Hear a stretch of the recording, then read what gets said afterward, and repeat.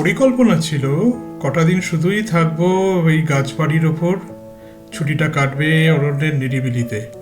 কিন্তু কালিয়াম্বায় এসে আশেপাশের বেশ কিছু সুন্দর সুন্দর জায়গার খবর যখন আমরা পেলাম, তখন আমরা অষ্টমীর দিন দুপুরবেলা মধ্যাহ্ন ভোজনের পর বেরিয়ে পড়লাম সেই সব জায়গার উদ্দেশ্যে। চলেছি আবার সেই কালকের পথ দিয়ে, যে পথ দিয়ে আমরা কালিয়াম্বা অরণ্যে এসে পৌঁছেছিলাম। আজকের গন্তব্য আমাদের ভঞ্জনগর শহরের দিকে। দুপাশে পথে দেখতে পাচ্ছি অরণ্য, ছোট ছোট গ্রাম, আর দূরে নীল পাহাড়ের রেখা, মাথার ওপর শরতের নীল আকাশ আর পেঁচা তুলোর মতো মেঘ। ভঞ্জনগর শহরের উপকণ্ঠে এই জায়গাটায় আমরা এসে পৌঁছলাম। এটি আসলে ওড়িশা ফরেস্ট ডিপার্টমেন্টেরই একটি এলাকা। এটির নাম হলো ভঞ্জনগর বনবিহার। পর্যটক, ভ্রমণার্থী এবং অবশ্যই প্রকৃতি প্রেমীদের জন্য নির্মিত একটি বৃহৎ উদ্যান এখানে রয়েছে। বিভিন্ন রকম গাছগাছালির সমাহার। যারা প্রকৃতিকে ভালোবাসেন, কাছ থেকে ছুঁতে চান স্বল্প সময়ের মধ্যে, তাদের জন্য একটি আদর্শ গন্তব্য হয়ে উঠতে পারে এই জায়গাটি। এবং যা বুঝলাম, স্থানীয় মানুষজন তো অবশ্যই এখানে আসেন শীতকালে, বিশেষত বনভোজনের উদ্দেশ্যে। ছোটদের জন্য জায়গাটি কিন্তু প্রকৃষ্ট। এখানে রয়েছে বিস্তৃত এলাকা, যেখানে তারা সবুজের কাছাকাছি পৌঁছে যেতে পারে সহজে। তার সঙ্গে তাদের খেলাধুলার সরঞ্জামও রয়েছে আশেপাশে অনেক।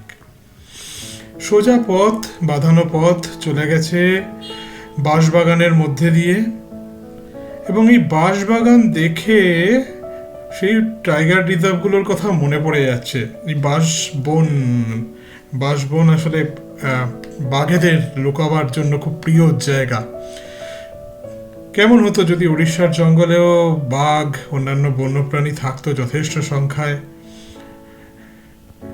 তাহলে ঘোরার মজাটাই একটা অন্যরকম হয়ে যেত। এবং উড়িষ্যার অরণ্যের জন্য, উড়িষ্যার পর্যটনের জন্যও তা এক নতুন দিক খুলে দিত। কেননা যে কোনো অরণ্যই স্বয়ংসম্পূর্ণ হয়ে ওঠে যখন তার বাসিন্দারা সেখানে খুব ভালো থাকে, যেটা উড়িষ্যার অরণ্যে কিন্তু এখনো নেই সত্যি কথা বলতে গেলে। সবুজের মধ্যে দিয়ে হাঁটতে হাঁটতে হঠাৎ করে আমাদের সামনে খুলে গেল এই বিশাল নীল জলরাশির অপার সম্ভার। ভঞ্জনগর লেক বা ভঞ্জনগর ড্যাম বিরাট নীল জলরাশি নিয়ে অপেক্ষা করছিল, তা আমরা একটু আগেও বুঝতে পারিনি। এবং এই জলের মধ্যে একটি সুন্দর ডেক বানানো রয়েছে, যা একটি ছোট্ট সেতু দিয়ে পৌঁছে যাওয়া যায় যেখানে সহজেই। নীল জল, বর্ষায় অবিরাম বারিধারায় ফুলে ফেঁপে উঠেছে এই লেক। চারপাশে ঘিরে রয়েছে দেখে সবুজ পাহাড়ের দল। পাহাড়ের ওপর মেঘেদের ছায়া পড়ে এক অসাধারণ দৃশ্যকল্পের তৈরি করেছে এখানে। হাওয়া কথা বলে যাচ্ছে জলের কানে কানে, এবং আমাদের কানে কানে তো বটেই। তার কারণ আশেপাশে খুব একটা বেশি কেউ নেই, অল্পই কিছু ভ্রমণার্থী এদিক ওদিক ঘুরছেন। নিরিবিলিতে হাওয়ার কণ্ঠস্বর আমরা উপভোগ করছি এখানে। এবং এত সুন্দর জায়গা, এই নির্জনতা পেয়ে অবশ্যই একটু ফটোশ্যুট করে নেওয়ার ইচ্ছা হলো আমাদের।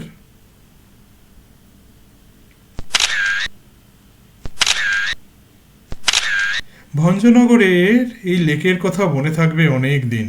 যদিও খুব বেশি সময় তাকে আমরা দিইনি, কিন্তু তার এই দারুণ সুন্দর নীল জলরাশি আর তাকে ঘিরে রাখা সবুজ পাহাড়ের দল, ভারতের যে কোনো, এবং কি বলতে পারি বিদেশেরও অনেক সুন্দর সুন্দর লেকের সাথে কোনো তুলনা করলে কোনো অংশেই কম যায় না। আপনারাও দেখতে পাচ্ছেন এর সৌন্দর্য। এই লেক উড়িষ্যার এই অঞ্চলে এলে অবশ্যই একটি গন্তব্যের মধ্যে পড়বে। ভঞ্জনগর লেক মনের মণিকোঠায় থেকে যাবে অনেক দিন। ভঞ্জনগর লেককে বিদায় জানিয়ে আমরা এসে উপস্থিত হলাম পাশেই একটি অনুচ্চ পাহাড়ের ওপর অবস্থিত এই মন্দির চত্বরটির নিকট, বেলেশ্বর মহাদেব মন্দির। মন্দিরটির গঠন দেখে যদিও একে খুব প্রাচীন বলে তো মনে হলো না, কিন্তু অপূর্ব দক্ষতার সঙ্গে, দারুণ পরিকল্পনার সঙ্গে এবং এই মন্দিরটি নির্মাণ হয়েছে। বাইরে থেকে দেখেই এর রূপ মুগ্ধ করে। এই হলো মন্দিরে আসার পথ, এবং ওই দূরে বাঁদিকে দেখা যাচ্ছে লেক ও লেককে ঘিরে থাকা পাহাড়ের দলকে। মূল ফটক দিয়ে আমরা প্রবেশ করলাম বেলেশ্বর মহাদেব মন্দিরের চত্বরে।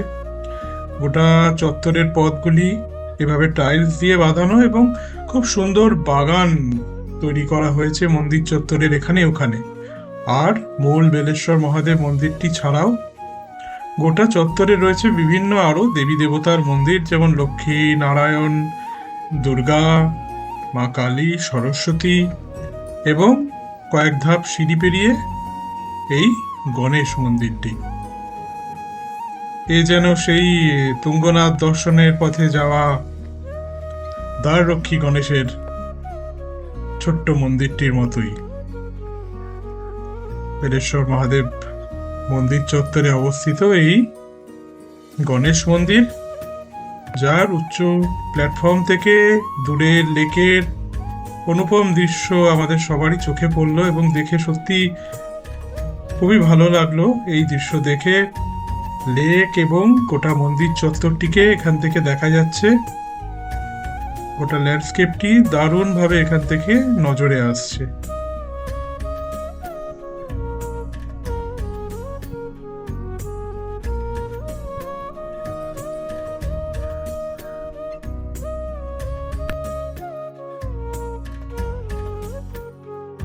গণেশ মন্দির থেকে এবং সেখান থেকে এই গোটা চত্বরের দৃশ্য দেখে মুগ্ধ হয়ে যাওয়ার পর আমরা এবার আস্তে আস্তে এগিয়ে চললাম মূল বেলেশ্বর মহাদেব মন্দিরের দিকে।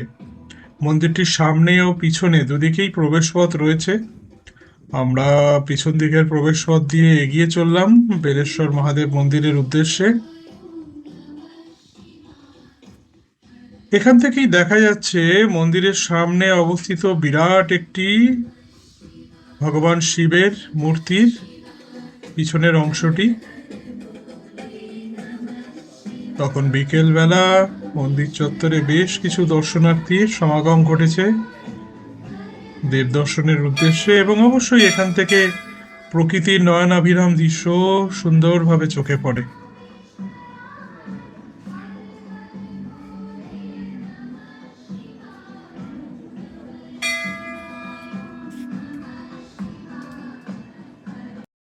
বেলেশ্বর মন্দিরের অপূর্ব কারুকাজ আমাদের উড়িষ্যার প্রাচীন মন্দিরগুলোর কথাই মনে করিয়ে দেয়। আধুনিক যুগেও যে এমন নির্মাণ সম্ভব তা এই মন্দির মনে করিয়ে দিল আমাদের। এবং এখানে আমরা দেখতে পাচ্ছি সমুদ্র মন্থনের দৃশ্য মূর্তির মাধ্যমে দেখানো হয়েছে।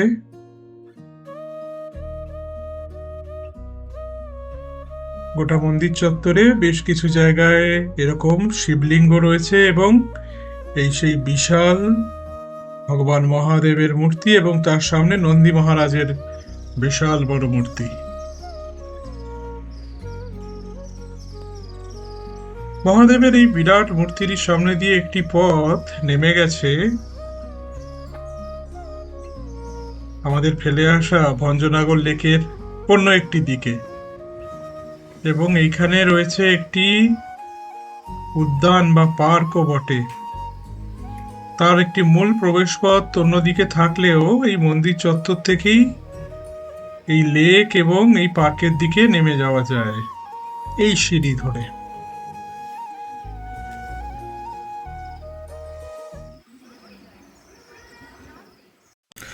বেলেশ্বর মহাদেব মন্দির চত্বর থেকে আমরা এসে পৌঁছলাম গাড়িতে করে সেই পার্কটির মূল প্রবেশদ্বারের সামনে, বিজু পট্টনায়ক চিলড্রেন্স পার্ক। এটি তার মূল প্রবেশদ্বার এবং মূল টিকিট ঘরও বটে। ছোটদের জন্য নির্মাণ হলেও পার্কটির বিস্তার এবং সৌন্দর্য সবারই ভালো লাগার মতো। এখানে ছোটদের জন্য অনেক রকম জয় রাইডের ব্যবস্থা রয়েছে, যেমনটা রয়েছে আমাদের শহরের নিক্কো পার্কে। ভাবলে ভালো লাগে যে দেশের এক প্রান্তে একটা ছোট্ট শহরে ছোটদের কথা ভেবে, সাধারণ মানুষের কথা ভেবে এরকম একটি পার্ক বানানো হয়েছে তাদের অবসর বিনোদনের জন্য, অবসর যাপনের জন্য। সবকিছু শুধু বড় শহরেই বা কেনই থাকবে, আমাদের ছোট ছোট শহরের দেশের নাগরিকরা যাতে এইরকম সুযোগ সুবিধা পেতে পারেন তার দিকে প্রশাসন নজর রেখেছে, দেখে ভালো লাগছে।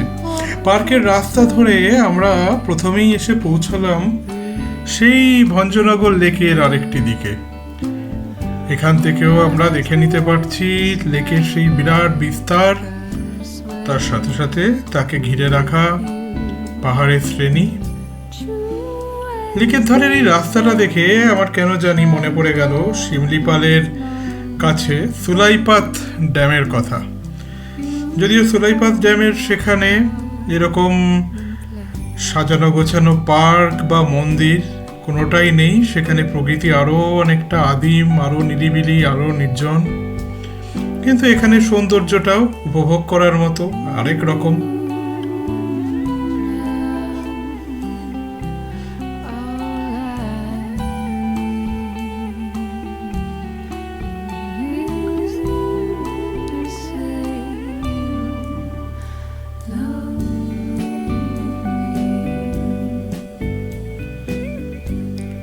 ভঞ্জনগর লেক বা ড্যামের ধারের উঁচু রাস্তা থেকে আমরা সিঁড়ি দিয়ে নেমে গেলাম পার্কের আরেকটি দিকে।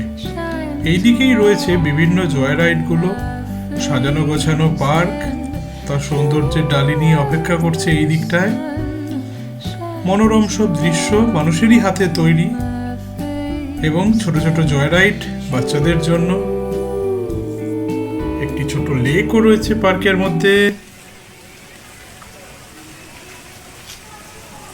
ফোয়ারায় সুসজ্জিত পার্ক, জলের শব্দ, তার সাথে পার্কের নিজস্ব সাউন্ড সিস্টেমে ভেসে আসছে নানা রকম গান।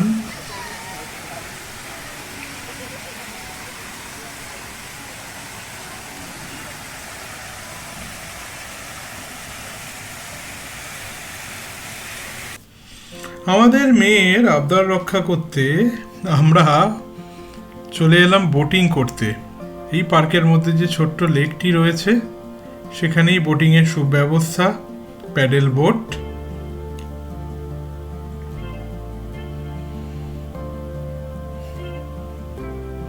20 টাকা মূল্যের টিকিট মাথা প্রতি,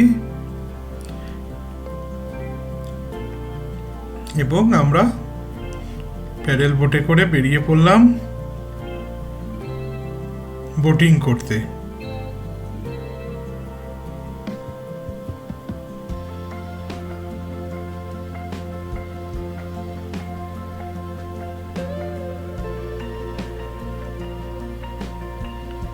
এর আগে আমার বোটিংয়ের অভিজ্ঞতা শেষ হয়েছে গত বছরে রাজস্থানের উদয়পুরে ফতেসাগর লেকে। সেটি অবশ্যই ছিল স্পিড বোট, নিমেষের মধ্যে উড়ে গেছিল লেকের এক প্রান্ত থেকে আরেক প্রান্তে। আর এবার আমরা ধিমে তালে চলেছি প্যাডেল বোট করতে, আমাদের পারিবারিক নিজস্ব বোট। এবং যেতে যেতে জলের উপর দিয়ে আমরা দেখতে পাচ্ছি সূর্যদেব অস্তাচলে যেতে বসেছেন।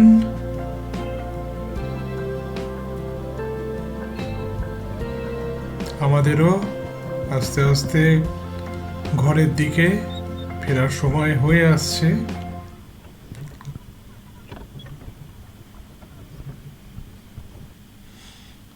তবে বিদায় নেওয়ার আগে আমরা আরেকবার সেই ভেতরের রাস্তাটি দিয়ে পৌঁছে গেলাম মন্দির চত্বরে, কারণ এখানে রয়েছে একটি ওয়াচ টাওয়ার, এবং সূর্যাস্তের মুহূর্তে ওয়াচ টাওয়ারের উপর থেকে চারপাশের দৃশ্য দেখে নেওয়ার লোভ সামলাতে পারলাম না। 7 তলা ওয়াচ টাওয়ারের ওপর উঠে এলাম আমরা, এবং উঠে আসা সত্যিই সার্থক। আশেপাশে সূর্যাস্তের সময় প্রকৃতির দৃশ্যাবলী, বেলেশ্বর মহাদেব মন্দিরের অপূর্ব নির্মাণ, সবটাই বার্ডস আই ভিউতে দৃশ্যমান। দূরে দেখতে পাচ্ছি পূর্বঘাট পর্বতমালা,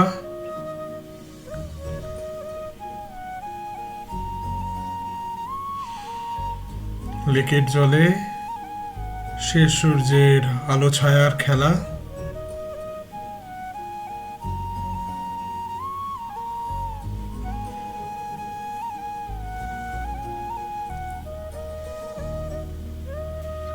আর একে একে জ্বলে উঠছে আলোগুলো, বেলেশ্বর মহাদেব মন্দির চত্বরে এদিক ওদিক কিছু ফোয়ারা ঝর্ণা চালু করে দিয়েছেন কর্তৃপক্ষ, তাতে মন্দিরের শোভা আরো বেড়ে গেছে যেন। মাথার ওপর অস্তগামী সূর্য পূর্বঘাট পর্বতমালার ওই প্রান্তে।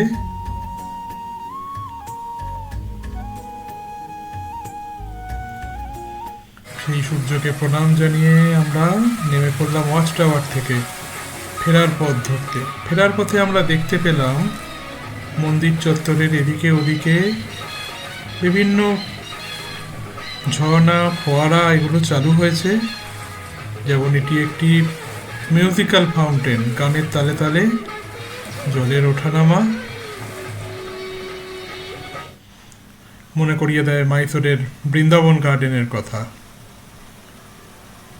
আর এটি একটি ঝর্ণা, সেই সমুদ্র মন্থনের মূর্তিটিকে সামনে রেখে। ফিরে যাওয়ার পথে ভঞ্জনগর শহরে মা দুর্গার এই পুজোটি দেখে আমরা গাড়ি থেকে নেমে পড়লাম। দুর্গাপুজো যদিও আমাদের পশ্চিমবঙ্গ এবং কলকাতায় একটি বিরাট বড় উৎসব, তার মানে এই নয় যে ভারতের অন্য প্রান্তে মা দুর্গার আরাধনা হয় না।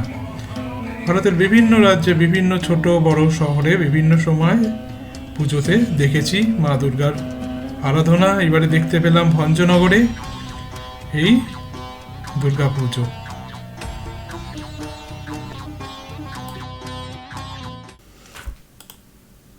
পরের দিন সকালটা বেশ আলো ঝলমলে হলেও বেলা গড়াতে গড়াতে কিন্তু আকাশ মেঘ ছেয়ে এলো। কিন্তু আমরা বসে না থেকে বেরিয়ে পড়লাম এই দিনেও। আজকে নবমী, আর আজকে আমরা চলেছি এক বিখ্যাত শক্তিপীঠের উদ্দেশ্যে। এই ঋষিকুল্যা নদীর ধারে কুমারী পাহাড়ের উপরে উড়িষ্যার অন্যতম বিখ্যাত শক্তিপীঠ তারাতারিণী মন্দির। এটি পূর্ব ভারতের প্রাচীন যে 4টি আদি শক্তিপীঠ রয়েছে তার অন্যতম একটি। বাকি 3টে হলো একটি কামাখ্যা, একটি কালীঘাট এবং আরেকটি পুরীর বিমলা মন্দির, আর আরেকটি এই তারাতারিণী মন্দির। এবং এটি 51 পীঠেরও অন্যতম একটি পীঠ বটে। বলা হয়ে থাকে যে দক্ষযজ্ঞের সময় দেবী সতীর স্তন এই স্থানে পড়েছিল। এবং পথে যেতে যেতে আমরা দেখতে পাচ্ছি সেই কুমারী পাহাড়, যার ওপর বিখ্যাত তারাতারিণী মন্দির অবস্থিত। তারাতারিণী মন্দিরের ইতিহাস পর্যালোচনা করলে বহু প্রাচীন কালে ফিরে যেতে হয়। সে কত বছরের পুরনো সে বলা সম্ভব নয়। বহু প্রাচীন কালে যখন পূর্ব ভারতের এইসব জায়গায় তন্ত্র সাধনার বিস্তার ঘটেছিল এবং তার পরবর্তীকালে বৌদ্ধ ধর্মেরও বিস্তার ঘটেছিল। এবং আপনারা জানেন মহাযান বৌদ্ধ ধর্মের সঙ্গে তন্ত্র সাধনার কতটা গভীর যোগ রয়েছে। তো এইসব ভাবতে ভাবতে আমরা এসে পড়লাম মূল পাহাড়ের নিচে মন্দিরের মূল প্রবেশদ্বারের নিকট। এখানে আমাদের গাড়ি ছেড়ে দিতে হলো এবং ছেড়ে দিয়ে আমরা যাত্রা শুরু করলাম মন্দির কমিটির নির্ধারণ করে দেওয়া বাসে করে। মাথা প্রতি 20 টাকা টিকিটে এই বাসে চেপে পাহাড়ি রাস্তা দিয়ে আপনি পৌঁছে যেতে পারবেন পাহাড়ের শীর্ষে মন্দিরের নিকট। এছাড়াও অন্যদিকে 999খানা সিঁড়ি রয়েছে পাহাড়ের শীর্ষে পৌঁছানোর জন্য। তাছাড়াও রোপওয়ে অবধি রয়েছে, যাতে করে আপনি নিচ থেকে সোজা পাহাড়ের উপর মন্দিরের কাছে পৌঁছে যেতে পারেন। দেখতে দেখতে 5-6 মিনিটের যাত্রা শেষে আমরা এসে পৌঁছলাম মন্দির চত্বরের নিকট এবং বাস থেকে নেমে বাকি যাত্রীমণ্ডলীর সঙ্গে আমরা চললাম মন্দিরের অভিমুখে। মন্দিরের পিছনের প্রবেশ পথ দিয়ে বাইরে জুতো খুলে রেখে আমরা প্রবেশ করলাম মূল মন্দিরের চত্বরে। বহু প্রাচীন এই তারাতারিণী মন্দির, দেবী তারা ও তারিণীর যুগ্ম প্রস্তর মূর্তি যার গর্ভগৃহে রয়েছে। এবং মন্দিরের বাইরের দেওয়ালে বিভিন্ন কারুকার্য, সেসবের সঙ্গে রয়েছে বেশ কিছু দেবদেবীর মূর্তি, যার মধ্যে উল্লেখযোগ্য এই দেবী বরাহীর মূর্তিটি। আপনারা দেখতে পাচ্ছেন কমলা রঙে সজ্জিত বজরংবলীর মূর্তি, আর এই সেই দেবী বরাহীর মূর্তি। দেবী বরাহী আসলে দেবী চণ্ডিকার সেনাপতি, তিনি যুদ্ধের দেবী, বলা হয়ে থাকে দেবী বরাহী যে ক্ষেত্রে তার শক্তি নিয়ে জাগ্রত থাকেন সেই ক্ষেত্রকে কখনো বহিঃশত্রু দখল করতে পারে না। আক্রমণ করতে পারে কিন্তু দখল করে রাখতে পারে না, এমনই তার শক্তি। তন্ত্রমতে এটাই বিশ্বাস। মন্দিরের মূল গর্ভগৃহ, তার সামনে ভৈরবের অবস্থান। আপনারা জানেন প্রতিটি শক্তিপীঠেই ভৈরব থাকে। মূল গর্ভগৃহে কিন্তু ক্যামেরা নিয়ে প্রবেশ নিষেধ, তাই সেখানে আমরা প্রবেশ করলাম না, কিন্তু খুব ভালোভাবে আমরা দেবীর দর্শন পেলাম গর্ভগৃহে। দুটি প্রস্তর মূর্তি, তারা ও তারিণী, তার মাঝখানে তাদের চলন্তিকা মূর্তি। এবং একটি উল্লেখযোগ্য বিষয়, যেটা প্রাচীনকালের বৌদ্ধ ধর্মের প্রভাব এই অঞ্চলে যে বিস্তার ঘটেছিল তার ইঙ্গিত করে। গর্ভগৃহে একটি বুদ্ধদেবের মূর্তি রয়েছে। মন্দির চত্বর থেকে আপনারা দেখতে পাবেন চারপাশের মনোরম প্রাকৃতিক দৃশ্যাবলী, দূরে পূর্বঘাট পর্বত, এবং সেই পর্বতমালারই একটি প্রান্তে একটি পাহাড়ের উপর এই মন্দিরের অবস্থান। বয়ে চলেছে ঋষিকুল্লা নদী সমুদ্রের দিকে। প্রাচীনকালে শোনা যায় ঋষিকুল্লা নদীতে যখন বড় বড় জাহাজ চলাচল করত, তখন নাবিকরা দূর দেশে বাণিজ্য যাত্রার আগে তারা তারিণী মন্দিরে পুজো দিয়ে দেবীর আশীর্বাদ নিয়ে যাত্রায় বার হতো। বিকেল পড়ে আসছে, আকাশ এখন আগের থেকে কিছুটা উজ্জ্বল হয়েছে, সেই ঘন কালো মেঘের আস্তরণ সরে গেছে। সন্ধ্যের আলোয় মন্দির চত্বর উদ্ভাসিত। ফেরার পথে আবার ঋষিকুল্লা নদীর ওপর আমরা সূর্যাস্তের এই মনোরম দৃশ্যাবলী উপভোগ করলাম কিছুক্ষণ গাড়ি থেকে নেমে, এবং ফিরে আসা কালিয়াম্বায়। পরের দিন সকাল ঘোর বৃষ্টি স্নাত। গত রাত খুব বৃষ্টি হয়েছে, সারা রাত বৃষ্টি হয়েছে। এই দিনকে আজকে আবার একটি কাজ করলাম। সেদিনকে যে জলপ্রপাতের সন্ধান করতে পারিনি, আজকে আমি চললাম সেই জলপ্রপাতের পথে। এবং আজকে কিন্তু আমাকে রাস্তা দেখিয়ে দেওয়ার অন্য কেউ ছিল না।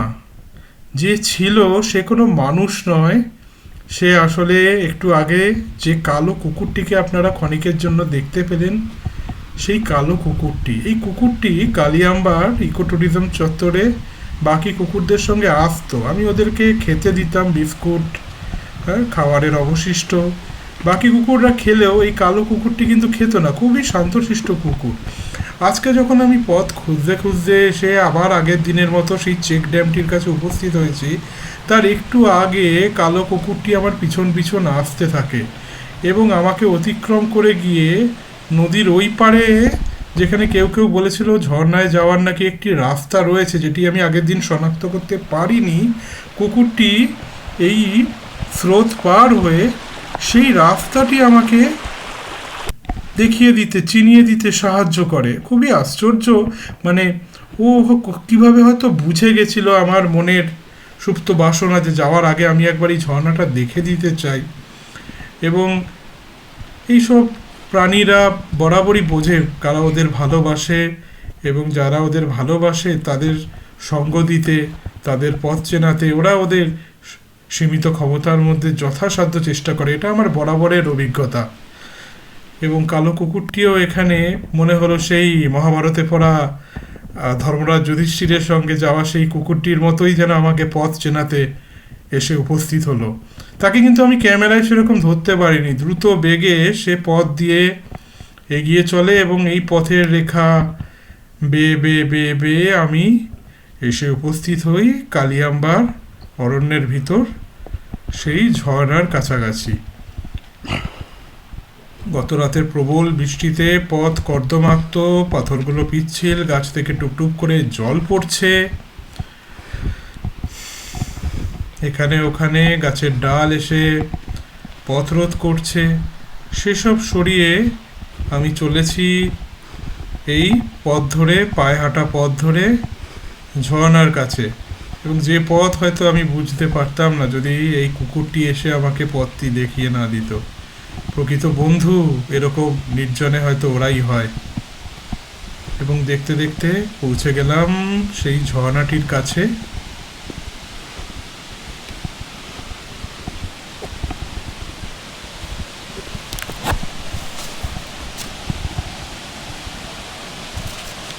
কালিয়াম্বার সেই ঝর্ণা।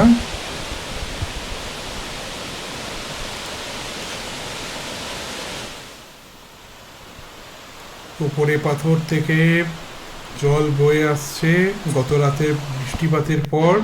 তার স্রোত হয়তো আজকে কিছুটা বেশি।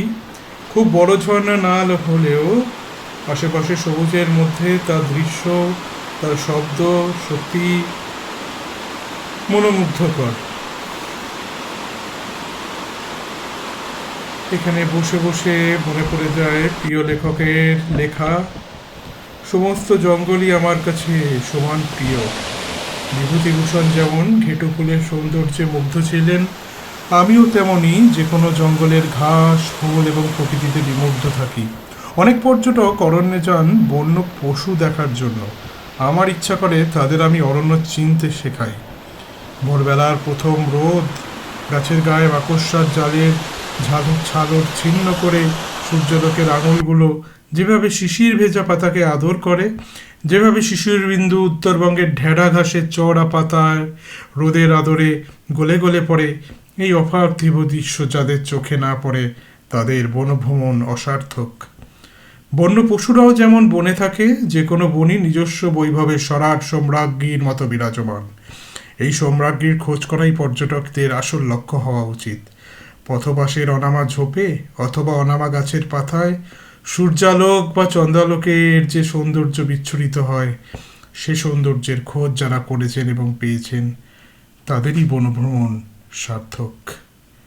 লেখক বুদ্ধদেব গুহ।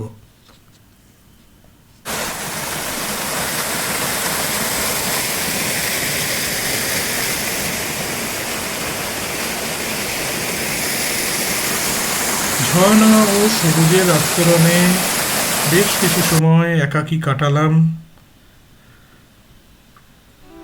এবং ফিরে এলাম আবার আমার ট্রি হাউসের নিচে। বিদায় নেওয়ার পালা, কিন্তু বিদায় নেওয়ার আগে সেই পথ দেখানো বন্ধু এসে আমার সাথে দেখা করলো। এবং কি আশ্চর্য, গত দুদিন বিস্কুট দিলেও ও খায়নি, আজকে কিন্তু ও বিস্কুট দিলে খেয়ে নিল। অর্থাৎ কিছু না দিয়ে ও যেন কিছু নিতে চাইছিল না। সত্যি অদ্ভুত ওদের ভাবনা চিন্তা, ওদের আমাদের সাথে যোগাযোগ করার এই ক্ষমতা। সময় হয়ে এলো এই বিশাল বটবৃক্ষ এবং তার উপর অবস্থিত এই ট্রি হাউসকে বিদায় জানানোর।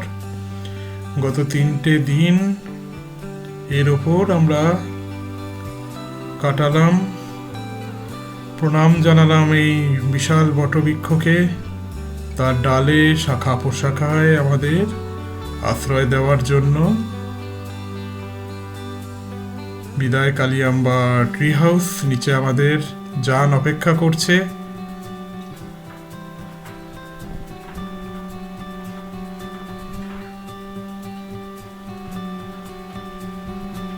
এবং অবশেষে বিদায় জানিয়ে চললাম। নিষ্ক্রমণ ঘটল আমাদের কালিয়াম্বা ইকো ট্যুরিজম কমপ্লেক্স থেকে। দূরে সরে যাচ্ছে আমাদের গত 3 দিনের আস্তানা। কিন্তু ওই যে বলেছি, কোনো সফর শুধু যাত্রাতেই শেষ নয়। পথের দুপাশে রয়েছে অনেক কিছুই দেখার শেখার, যেমন এই বনদেবীর মন্দির কালিয়াম্বা অরণ্যের বনপথের একধারে। উড়িষ্যার এই অঞ্চলে এবং মধ্য ভারতের বিভিন্ন অরণ্যে এইরকম বনদেবীর মন্দির আপনারা পাবেন। এইসব অঞ্চলে দেবী চণ্ডিকা এবং তার পুজো অর্চনা একটি বড় উৎসব। প্রকৃতপক্ষে গঞ্জাম জেলায় কিন্তু জগন্নাথ দেবের রথযাত্রা নয়, দেবী চণ্ডিকার চৈত্র মাসের পুজো হচ্ছে সবচেয়ে বড় উৎসব। এবং ফেরার পথে আমরা উড়িষ্যার বন জঙ্গলময় পথ দিয়ে দাসপাল্লার দিকে চলেছি। সবুজ বনপথ, পথের সৌন্দর্যের কথা ভাষায় বর্ণনা করা যায় না। এবং উড়িষ্যার এই অঞ্চলটিতে যা সাতকোশিয়ার আরও দক্ষিণে, তার কথা এর আগে বহুবার প্রিয় লেখক বুদ্ধদেব গুহর লেখায় বারবার পড়েছি। দশপাল্লার কথা কতই না পড়েছি। আজ যদিও সেই পুরনো সময় নেই, কিন্তু সেই পথে চলেছি ভাবতেই কেমন একটা শিহরণ লাগছে। এবং যেতে যেতে এসে পড়ল মহানদী। সাতকোশিয়া গণ্ডের এর আগে মহানদীকে দেখেছি, আর এইখানে দশপাল্লার ঠিক আগে দেখতে পাচ্ছি মহানদীর বিশাল সমুদ্রের মতো বিস্তার। লাগাতার বর্ষার ফলে বিশাল জলরাশি তার বুকের ওপর দিয়ে বয়ে চলেছে সমুদ্রের দিকে।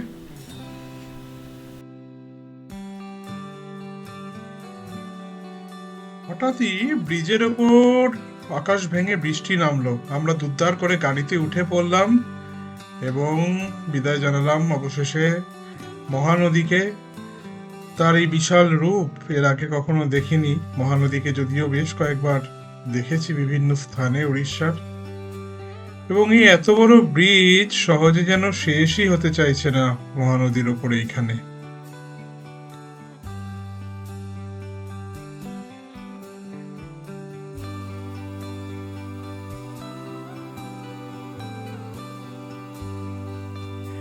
ব্রিজ পার করে আমরা এসে পড়লাম পাহাড়ি ঘাট রোডে। এবং এই জায়গাটাকে দেখে আমার পালামৌতে যাওয়ার পথে চান্দোয়াটরির ঘাটের কথা মনে পড়ে গেল। ঠিক সেই রকমই রাস্তার বাঁকগুলো, এবং গাড়ি থেকে নেমে ঠিক সেই রকমই গোটা নিচের উপত্যকাটা চোখে পড়লো এই জায়গা থেকে। দারুণ সুন্দর দৃশ্য। বনের পথে চলতে চলতে এগুলোই হঠাৎ পাওয়া আনন্দ। এবং রাস্তার ধারে লাঞ্চ সেরে নিলাম উড়িষ্যার স্পেশালিটি পত্র পোড়া চিকেন দিয়ে। এবং অবশেষে এসে পৌঁছলাম তালচের শহরে। দেখা হলো কিছু প্রিয় মানুষের সাথে। দুর্গাপুজো চলছে, সাংস্কৃতিক অনুষ্ঠান। ওই যে বলছিলাম, পশ্চিমবঙ্গের বাইরেও মানুষজন দুর্গাপুজোয় আনন্দে মেতে ওঠেন। বড় মণ্ডপ, সাংস্কৃতিক অনুষ্ঠান সবই হবে, সবই পাবেন।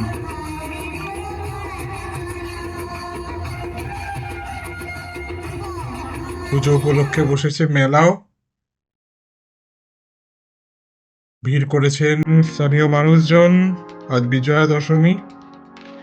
এবং অবশেষে আমাদের গোটা সফরের শেষ মুহূর্ত এসে গেল। আমরা এসে পৌঁছলাম তালচে স্টেশনে। এখান থেকে মহিমা গোসাই এক্সপ্রেস ধরে আমরা ফিরে যাব কলকাতার পথে।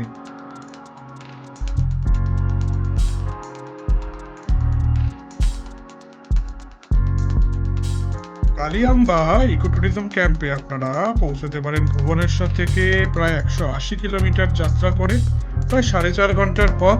এবং বলবো আসার সময় নয়াগড় থেকে অবশ্যই এখানকার বিখ্যাত ছানাপোড়া কিনে নিতে ভুলবেন না। আরেকটি বিকল্প রুট হলো অঙ্গুল বা তালচে স্টেশন থেকে, সেখান থেকেও আপনারা এখানে পৌঁছতে পারেন বা ফিরে যেতে পারেন, যেমনটা আমরা করেছিলাম। এবং কালিয়াম্বা ইকো ট্যুরিজম ক্যাম্পের বুকিং অবশ্যই পেতে হবে ecotour-orissa.com ওয়েবসাইট থেকে, উড়িষ্যা বন বিভাগের ওয়েবসাইট।